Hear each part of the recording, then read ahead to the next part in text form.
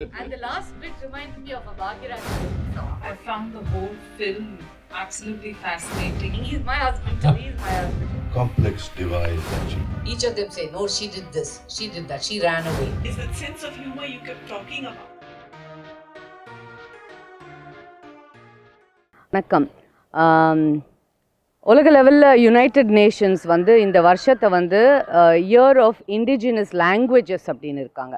பாரம்பரிய லாங்குவேஜஸ், மொழிகள்.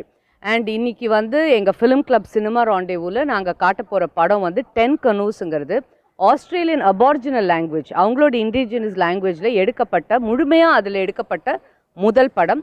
2006 வந்த படம் இது. ஸோ இது ஆஸ்திரேலியன் கான்சுலேட், சென்னையில் இருக்கிற கான்சுலேட் வந்து நம்ம ஃபிலிம் கிளப் சினிமா ராண்டேவோட பார்ட்னர்ஷிப்பில் இதை ப்ரெசென்ட் பண்ணியிருக்காங்க சென்னையில் இருக்கிற ஆடியன்ஸ்க்கு. there's a nice turnout, cross section of people. எங்கள் ஃபிலிம் கிளப்பில் every month we have one screening and a discussion. So இதில் டிஸ்கஷன் வந்து ரொம்ப முக்கியமானது. இந்த படங்களை பார்க்கலாம், பட் இங்கே வந்திருக்கிறப்போ வைஸ் கான்சல் ஆண்ட்ரூ வந்திருக்காரு. அவர் வந்து சர்வதேச லெவலில் வந்து ட்ரேட் நெகோசியேஷன்ஸ் இதிலெல்லாம் மற்ற கண்ட்ரிஸ், கம்போடியாவில் இருந்திருக்காரு, வியட்நாமில் இருந்திருக்காரு. ஸோ அந்த மாதிரி ஆட்களோட இங்கே நம்ம ஊர்லேருந்து கிருமி டைரக்ட் பண்ண அனுச்சரன் வந்து ஸ்பெஷல் இன்வைட்டியாக வராரு. ஸோ ஒரு படம் முடிந்த பிறகு நான் ஒரு இன்ட்ராக்டிவ் டிஸ்கஷன் வந்து மாடரேட் பண்ணுறேன். ஸோ இங்கேருந்து ஆஸ்திரேலியாவிலேருந்து வந்த ஒருத்தர், அங்கே சினிமாவை பயங்கரமாக நேசிக்கிறவர். அண்ட் ஆண்ட்ரூ கிட்ட ரொம்ப ஸ்பெஷலாக வைஸ் கான்சல்ட்ட என்னென்னா, அவர் வந்து தமிழ்நாட்டில் இருக்கிறப்ப சென்னையில் வந்து மக்களோட சேர்ந்து எல்லாத்தையும் தெரிஞ்சுக்கணும் அப்படிங்கிற ஒரு அப்ரிஷியேட் பண்ணுறவர், நல்ல நண்பர். அதனால தான் இதில் நாங்கள் கூட்டு முயற்சியாக அது பண்ணுறோம். Okay, tonight's screening of 10 Canoes is brought to you by the Australian Consulate General in Chennai as part of NAIDOC Week, a very special week in Australia where we celebrate the culture, achievements and history of Australia's Indigenous, Aboriginal and Torres Strait Islander peoples. Part of this culture is through art, and Aboriginal and Torres Strait Islander art is the oldest continuing tradition of art in the world. Today, through music, through dance, through visual art and increasingly through film, we celebrate this Indigenous culture. 10 Canoes is a historically significant film as the first film ever made in Indigenous Australian language. This video is powered by IAKR Films. For bookings, contact the given number. Cinema Rendezvous is a 7-year-old film club. We have one screening every month and we talk about cinema. We have a special invitee from the film industry. So we don't just talk about the story, the fashion, the actors in it, but talk more technical stuff too. So it's an interesting place to be, and we're working closely with Shasan College, the Wiscom students there. So I'm going to request both of them to come on stage and introduce our special invitee, Anucharan. Can you? Anucharan is here. He's director of Kirmi. A little note about him. We'll get you over for the discussion at the end of it, but who's speaking about Anucharan, and then a small brief about the film also. Anucharan Murugan is a filmmaker, screenplay writer and an editor working in Tamil film industry. He made his directorial debut in Australia with the short film Infinity, with a semi-finalist and Tropfest Sydney, the world's largest short film festival. His first feature film, Kirumi, The Virus, won the Best Film Award in Chennai International Film Festival and was screened in several film festivals across the world. He won the Best Screenplay Writer Award from Behind Woods for Andavan Kattalai, God's Order. He worked in widely lauded Kutramai Kandarai, Crime is Punishment and many other films in the capacity as an editor. He had just finished shooting his second directorial venture, Pannikutti Piglet, in May 2019. Thank you, sir. We welcome you. 10 Canoes is a 2006 Australian drama film directed by Rolf de Heer and Peter Jigger and starring Crusoe Kurdal. A cautionary tale laced with a cheeky sense of humor, 10 Canoes is one of the cinema's new authentic depictions of Indigenous Australian life. The film is set in Arnhem Land in the time separate of Western influence. It tells the story of a group of 10 men in a traditional hunting context. The leader of the group, Mingalulu, tells the young Dainty the story of another man even further in time who, like Dainty, courted his elder brother's youngest wife. The film is about for 92 minutes. Wonderful to be sitting between these two people because while deciding on whom we should get as a special invitee. There's something about Kirumi, there is something about what I read about how you work with, how you started working with Manikandan's reference, and the kind of things you were saying even with Kirumi, about this man depending on just his wife's income, and then finally coming to, settling in to do that. So there's something, and I think there are a lot of entertaining films, good films we enjoy, but there are filmmakers, and I think he's one of them, who somewhere look for that entertainment with a certain very indigenous spirit in that. So first want to hear both your, like we heard him and Farah talk about that, the film. First want to hear your impressions about the film. Let's start with Anucharan. Yeah, good evening. I like the film. the film actually, for me, I got to know more about aborigines from the film than from my stay in Australia, and it was quite entertaining, and it was just really pleasing to watch their lifestyles and how they do things that they were doing in the film, like hunting and all those, and to avoid war there was a ceremony. The law of the laws and the entire lifestyle was quite unique and in some sense similar to us. In some sense, the sense of humor too. Sorry, sense of humor exactly. too. Sense of humor, and the songs that they were singing in the death ceremony.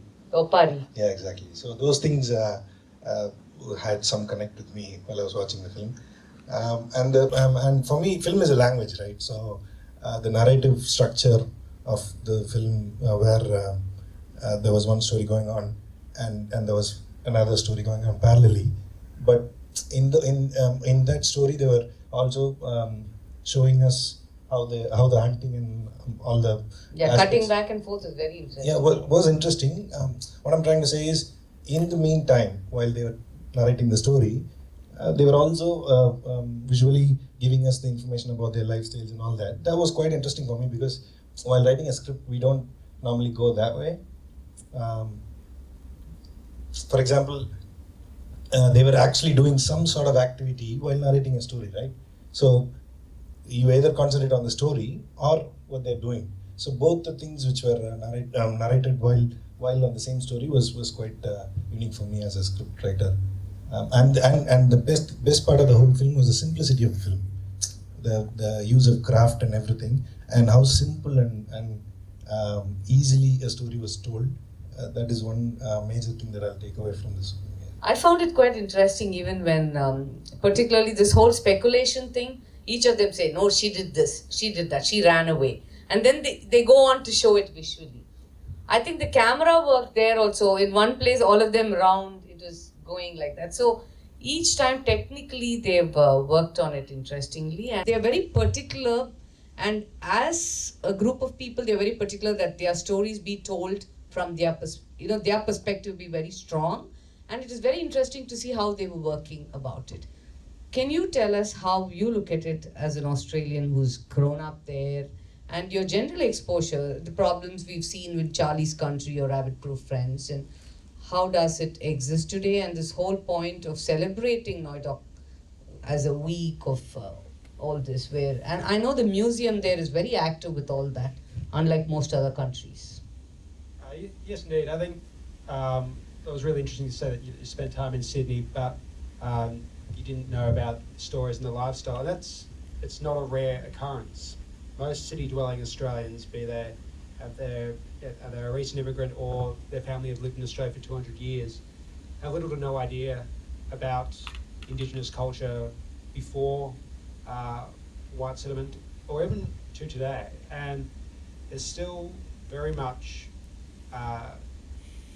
areas where Indigenous people don't get to tell their own story in the national conversation, that they do often have their story told for them, which, as Charlotte just said, it's about having their story told in their way. And this, I suppose, is where 10 Canoes is a fascinating, it's not just a film in that regard. I think, as I said, I quoted the review before, that it's sharing the private world with a wider audience. Anucharan, what did you think about the camera work and also the whole pace? So many of us who are watching films today would have found it going, the pacing slow. So what are your thoughts on that, yeah, being a young filmmaker onto your second project? And also, what do you notice in Tamil, like we had Pariyerum Perumal and stories like this coming up, which is not just popularly what works. So there are other kind of stories which are more rooted in the land, like what you might have had in Bharati Raja's time, even with Padanaru Vaidyanile or something. But these stories becoming not just niche stories, but popular ones, which are being commercially successful. So your comments on the camera work, the pacing, and what's happening in Tamil industry in terms of voices like that. I think it was really apt for the film. At a point, I truly forgot that there was a camera, which I think is probably the best compliment for the cameraman I can give, because to be able to go and stay there and without disturbing the environment or the lifestyle that's happening there, to capture that and bring back and make a movie out of it is the hardest work that you can do. Because the recent movie that I've done, I shot it in a village, not one village, more than one village, and to be able to go shoot there without disturbing their environment And to get their trust. To get their trust and to be able to get their lifestyles and to portray it exactly the way they are is one of the hardest things that you could do. And the camera work is like does that in this film. So I like that place where it almost looked like that is the second time everybody was speculating. But you remember the shot where the cameras kept, they all come to the lens and talk with that white paint on. And there's one person in the last who almost tells you, yes, they've been asked to give their point of view. So I was actually thinking whether that was done like how you do in theatre, where it's not totally scripted, but the characters. So what about the pacing? Do you think this kind of pacing is here in India, if you look at it, or popular cinema all over the world? This is art house, alternate, and this is mainstream commercial. What's your thought on that? Well, there was a joke in the film, right? Because the whole idea of telling the story to that young guy was to teach him about patience. I think we should learn. It was for us also, right? Yeah, exactly. So I think, I can't really comment about the pacing because that was teaching me how to be patient. What was the next one? And also because I'm still trying to process the ending. So the whole thing is running in my mind. Yeah. So the other thing I asked you was about films now, like Pariyerum Perumal and other ones. There is a shift in wanting to hear not just urban stories, rural stories told by rural filmmakers, not with a sensibility like mine, which might just try to understand it, but be an original voice. What do you see that? How do you see that trend in Tamil? I think it's really healthy. Both filmmakers from rural are succeeding, which is a pretty nice thing, and also film is getting to them. And filmmaking is not a very hard subject to understand if you know the basics, and I think everybody's entitled to tell their story in the way they want to communicate it. And filmmaking is one of the fine ways to do it. And for me, any rural guy who comes out and does a great film is something to be celebrated. So that's nice to hear. But I want to ask Andrew, how difficult is it to make these kind of projects, which are not just the popular Australian actors or Hollywood-based films? How does the government play a role in this? I mean, there's not a massive role for government in that, to be honest. It's these connections, they're personal connections. And I think telling a story like this, and not just this film, but other elements of, I suppose, commercialising Indigenous stories, it's very fraught. And there's a lot of issues about ownership, not only within between Indigenous people and non-Indigenous people, but within Indigenous communities. It's about who owns that story. And Gita Wolf from Tara Books, I've been talking to her, and they've been doing Australian-focused 3 stories.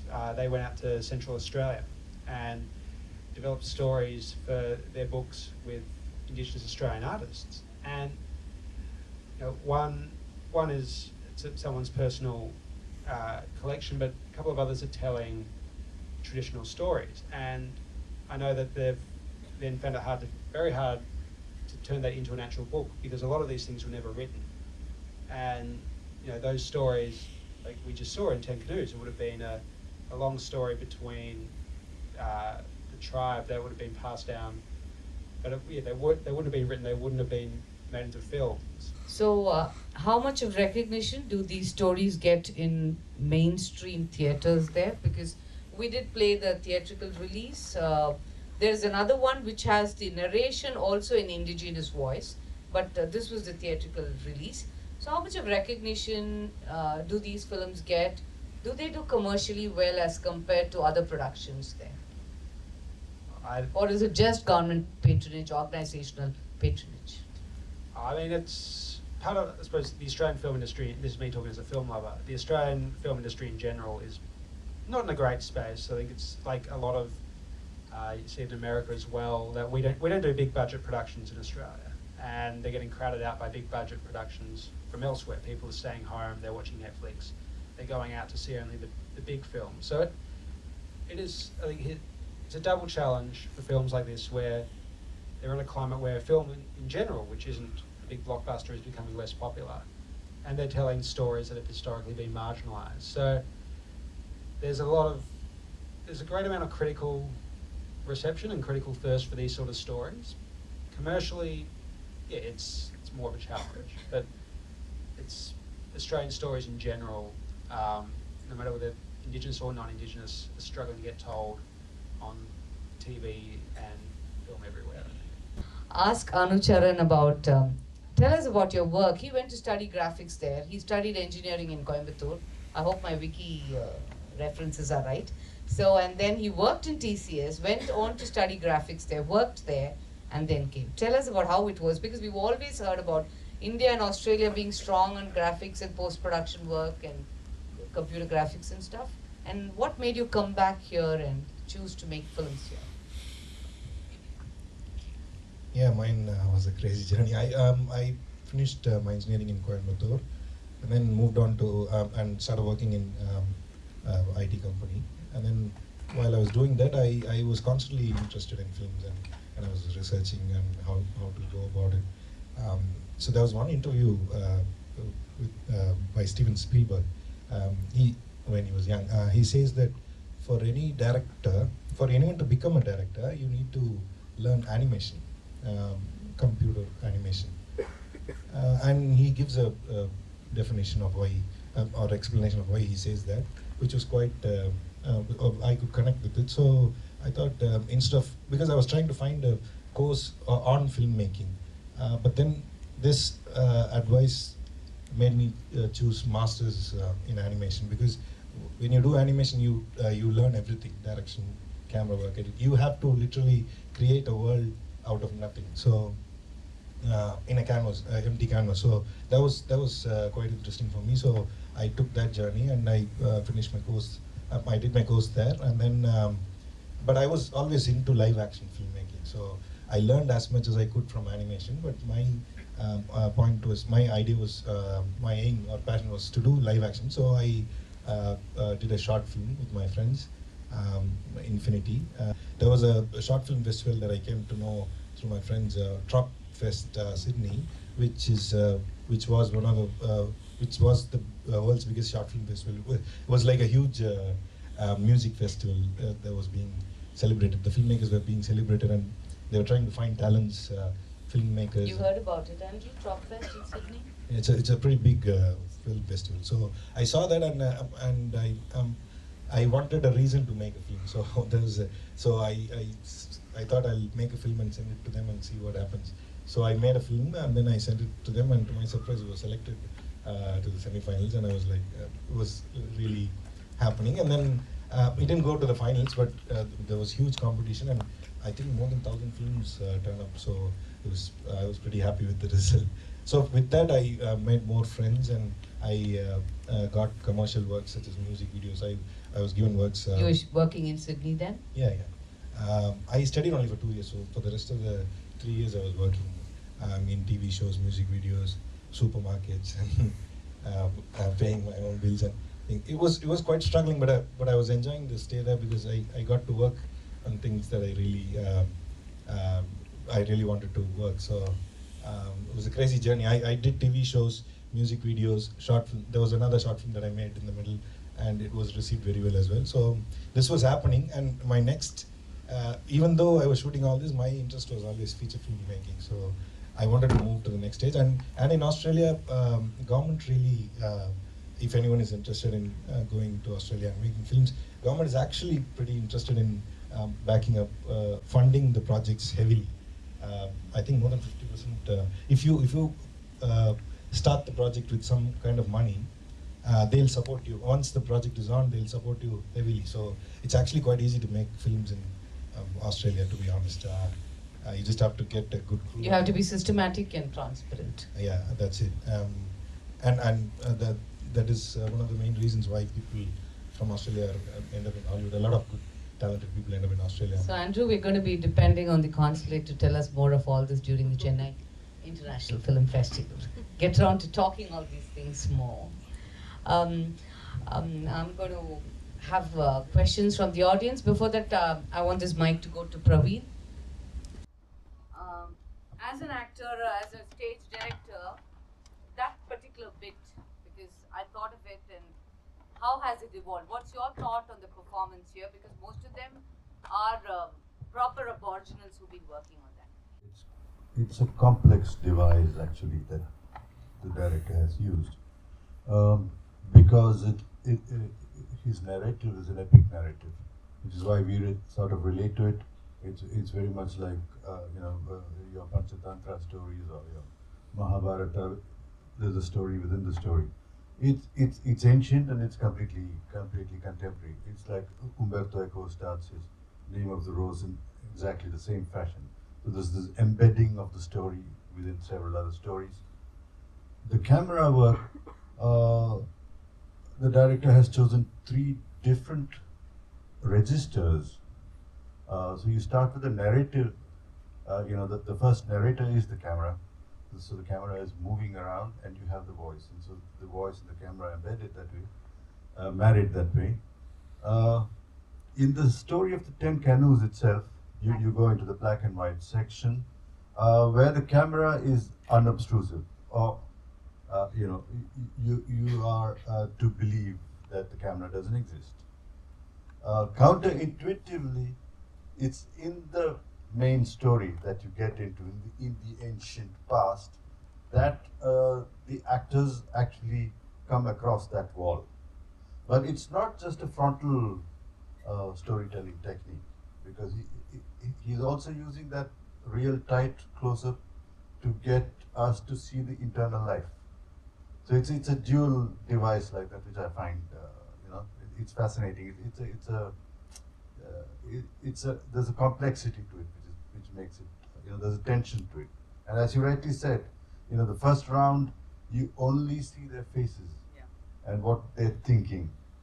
And the second time around, he does that already when he's introducing the characters right at the beginning. But that was a proper frame. This was like they are coming forward and they're looking probably at their reflection or something on the So which is probably why he set it up like that in the beginning. He probably structured that later. In my mind, I would have structured it later. But he brings that in right at the beginning of that story, where the actors come and they reveal themselves through that across the wall, talking directly to you. Or like I've seen it in some documentaries too, where a camera is placed and you allow the subjects to actually relate to the camera like that. Yeah. I also want to ask Preeti, right? Yeah. So Preeti is a dancer and you work a lot with your body, exploring these things. And I found it, after he's dead, that whole sequence, it was fascinating how the dance thing, him dancing and the other warriors coming and dancing, and how they say the soul doesn't want to leave sometimes, and then they have these leaves beating. So tell us about the pacing, the movement, all that as a dancer and all music song. I found the whole film absolutely fascinating in how embedded within body it was. there's no kind of telling of the story that takes you away from how people stand, walk, talk, sit, move, work. Somewhere the functional body is so present in the entire film, and you can't take that away from the storytelling. So that was beautiful. In the scene that you mentioned, where he's allowing his spirit to leave his body, and there is this death dance that goes on. I mean, all that I know is from my uncle Didi, actually, about the Aboriginal people and the land. Okay, I didn't know that. And from a very young age, this notion that the land is not something that you're on, or that it's an extension of your body, it's an extension of your spirit. And this is something that keeps coming back to me every time. I've seen all of the films you mentioned before. But this, of course, is told from a perspective that's completely owned, and completely this idea of the earth as an extension of the body, and as matter passing into matter and becoming released in its own way and complete and whole in its own way. And this connection of your conscious life to an afterlife. I think it may be one of the most persuasive contributions that art can make in this moment of climate change, actually. You know, because rational science gives you a whole lot of things which, as irrational beings, I mean, human beings are irrational. And somewhere to have this kind of a knowledge available to you, to take you to that moment of irrationality that exists within you, I think that's the best one can do at this point of time. It's a personal point of view, though. Thanks. Can we have the mic with R.V. Srinivas? Because it was interesting and I knew you'd come up. When we spoke, when we talk, I know we talk about it. That men all over are men and women all over. There are these magpie voice is something he said about that. And also on a serious note, I know we've been talking about our government's policies with the environment, and Saida also mentioned about it, Preeti was talking about it. This whole thing of being more sensitive to the earth, which is something we see there and which we have followed. So both on a lighter note about men, women and all those things, on a serious note about the environment, your observations with this book. Okay, I'll skip the comments on the environment because I have very strong views on what we're trying to do. No, we'll park that for another time. But what I was mentioning, and I'm quite happy to mention that again, at the end of this movie, I feel I might have been a margin in my previous life, because I was just telling Shailaja, men all over the world keep talking about the same things. Nothing much has changed. Today is Chennai, and whatever time frame that movie was set in, we're still kind of talking about the same things about other people's wives. And the last bit reminded me of a Bhagiraj film or something, where this the Yama brother standing and all the wives saying, "He's my husband too, he's my husband too." And yeah, I think the humor, what I read about is quite true. Subtly they tell you, patience. It's about telling us also, be patient, watch it, things like that. Any other people, did you feel any reference to some of our stories? One of the things the missing, we haven't said, and I'll just say very briefly, is that all Aboriginal people in Australia have a particular common philosophy, and that's encapsulated in what we call the dreaming, what's called the dream time. And so to understand this movie, you have to understand the dreaming, which will take won't be easy to explain, but that's why it starts in a waterhole and it ends in the waterhole. It's about country, but it's about dreamtime ancestors. He says a big giant water iguana created this place, and that is a reference to the dreamtime. Aboriginal people believe that at first the world was just empty and darkness, and then at a particular time these dreamtime ancestors emerged, and they were like half kangaroo, half man, half emu, half woman. They were the dreamtime ancestors, and they lived during what was called that dreamtime, creating the mountains, the swamps, the rivers, everything. And the present day Aborigines are actually descendants of their dreamtime ancestors, and reenact the journeys that the dreamtime ancestors have. And but to get that right, Aboriginal people actually know every single plant, animal, creature that you can see with the naked eye. And they have stories about them, they have songs about them, It's just extraordinary. I went on a hunting trip and we were going down this kangaroo dreaming track because it's a song line. You're singing a song and you're following the kangaroo track. Okay, then we kill the kangaroo, and then an old man calls me over and he starts singing. I said, "What are you singing?" And he said, "Look, see this tick? I'm singing the tick dreaming song because there's stories about the tick." And then he said, "This is not the only tick." And he pulls out another tick, which is slightly different. And he said, "This is a different tick. But this has its own dreaming and its own song." So every living object and plant and animal and creature has its dreaming. You see, so it's very complex. But that's how, to get the whole story into context, you've got to finally understand this philosophy of the dreaming. And one of the things I found yesterday when I was looking up this whole Noidok week and all that on the net, I was just sharing with Senju Lakshmi and Andrew. So I spent a lot of time on Flinders Street, which is a very popular station from which I used to get off and walk. And so it spoke about this. He went around Australia and there was this Aboriginal, I can't remember his name now, it started with B. And there was this person who's the chairperson of this Noidok week, and she spoke about there is no single statue of him or nothing majorly known about him, though Mr. Flinders has spoken highly about him and how integral he was for this whole voyage, because his knowledge of local food, what is poisonous, what is not, was very high. So it has saved all the crew. And though he didn't understand their language, he was the person who went to the natives there where they had to stay for a while. So he was such one of the most important confidants of this main voyage of Flinders, and how we don't hear most of those tales. So I think this is something as a country most of us need to address, about plural voices, about being patient to listen to others and not be stuck in our thoughts alone. In fact, when Andrew suggested the film, the first sequence I saw was that long one, coming from and the ease with which they said, "Yeah, I went to the mom's vagina and my dad had a dream, he knew I was there." This ease of, like today, I get quite concerned with censorship also. So this had so much of frontal nudity that I had to tell people, I sent a message to all my club members, because sometimes we take offense to these things, but we don't take offense to so many things which happens in mainstream cinema. So many debatable things. And it was the first sequence where I saw, which says the same thing. I go back to the waterhole, which immediately said, this is a fantastic film to watch. Yes, you have something to say, ma'am? I just wanted to comment on the timelessness of the whole movie that we watched. We were taken out of time, as it were, and transported to an age where there was this complete understanding between man and nature, or between human beings and nature. That was so profound in the movie.